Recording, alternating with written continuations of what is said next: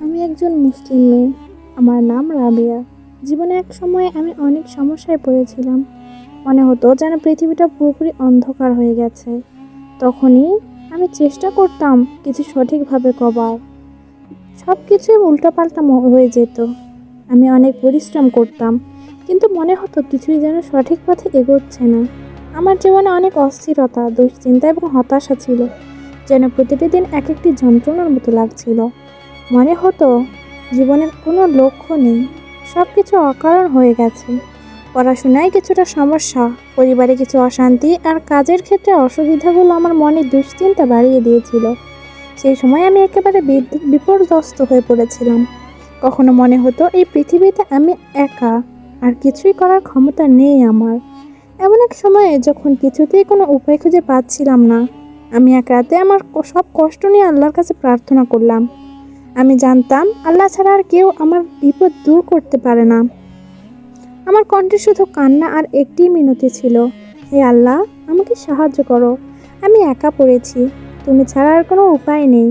তবে আল্লাহর কাছে আমি শুধু শুধু না বলেছিলাম, আমি পুরোপুরি বিশ্বাস করেছিলাম যে আল্লাহ, যিনি রহমানের রহমত দিয়ে পৃথিবী চালান, তিনি আমার দুঃখ বুঝবেন এবং আমার জন্য একটি সমাধান পাঠাবেন। আমার হৃদয়ে গভীর এক অনুভূতি ছিল। মনে হচ্ছিল আল্লাহ আমার প্রার্থনা শুনেছেন। এরপর আমি চোখ বন্ধ করে গভীর চিন্তায় ডুবে গেলাম এবং আল্লাহর কাছে আরও একবার প্রার্থনা করলাম যেন আমার পরিস্থিতি পরিবর্তন হয়। এদিনের পরের দিনটা আমার জীবনে এক বিশেষ দিন হয়ে উঠেছিল। সকালে যখন আমি ঘুম থেকে উঠলাম, একদম অজান্তেই আমার মধ্যে একটা আলাদা শক্তি ও সাহস অনুভব করতে শুরু করলাম। মনে হচ্ছিল কিছু ভালো হবে। ওই দিনই আমি আমার পিতামাতার সঙ্গে বসে থাকা কথা বললাম, যেটি আমি অনেক দিন ধরে এড়িয়ে যাচ্ছিলাম। সেই আলাপ আলোচনায় আমার বাবা আমাকে একটা দারুণ পরামর্শ দিলেন।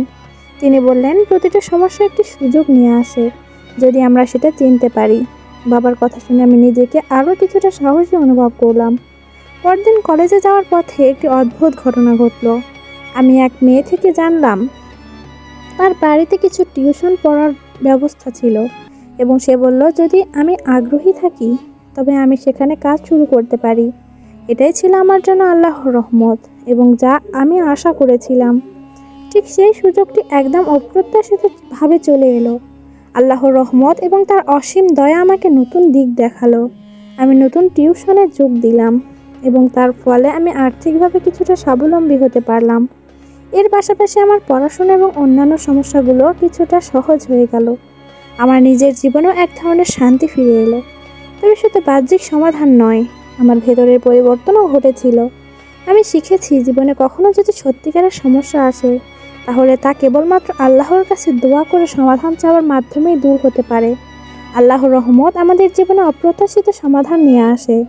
এমনকি যদি আমরা ভাবি আমাদের কাছে কোনো পথ নেই, যখন আমরা আল্লাহর উপর আস্থা রাখি, তখন আমাদের জন্য সব কিছু সহজ হয়ে যায়। এরপর আমি আরও একবার বুঝতে পারলাম যে জীবনে কঠিন সময় আসতে পারে, কিন্তু আল্লাহ আমাদের জন্য সবসময় একটি পথ তৈরি করে দেন, যদি আমরা তার প্রতি বিশ্বাস রাখতে পারি। আল্লাহ আমাদের সঙ্গে থাকেন। যখন আমরা তাকে ডাকতাম, তখন তিনি আমাদের জন্য দরজা খুলে দেন। এমনকি আমরা যদি একে অপরকে হারিয়ে ফেলি, জীবনের সেই কঠিন মুহূর্তগুলোর পর আমার প্রতি আল্লাহর অশেষ দয়ার রহমত অনুভব করতে শুরু করলাম। যে সমাধান আমি কখনো কল্পনা করিনি, সেটি আল্লাহ আমাকে পাঠিয়েছেন। আমি তার কাছে প্রতিদিন আরও বেশি শুকরিয়া জানাচ্ছি। আল্লাহর সাহায্য ছাড়া কিছুই সম্ভব নয়। জীবন যদি কখনো কঠিন হয়, তবে তার রহমত আর সাহায্য চাইতে ভুলবেন না, কারণ তিনি আমাদের কাছে সব কিছু সরবরাহ করেন।